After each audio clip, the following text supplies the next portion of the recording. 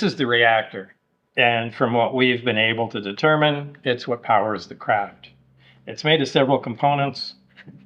First is a removable hemisphere. There's a tower, and we'll call our drift tube on the side, a small cap that comes off. And inside the tower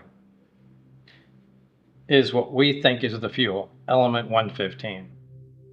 The fuel element is placed inside the tower, cap is placed on, and then as soon as the hemisphere makes a flat connection to the base, it'll create its own gravitational field. It becomes operational. It will push your hands away as soon as that's sat on there. And the field feels similar to like poles of a magnet. There's some elasticity to it.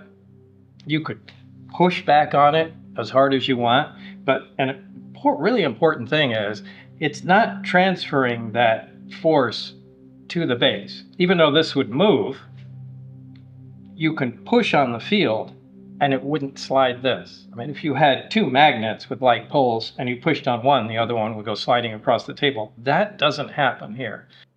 Through X-rays, we were able to determine that there's a hollow tube that goes around the base. We assume that's something like a cyclotron, where particles are accelerated around, and there's, if you want to call it an off-ramp, is the drift tube. Comes up and interacts in the tower in some way to produce energy. Now, this device doesn't produce any heat at all. It didn't produce 1 degree of temperature change, no matter how much load it was under. To turn the reactor on,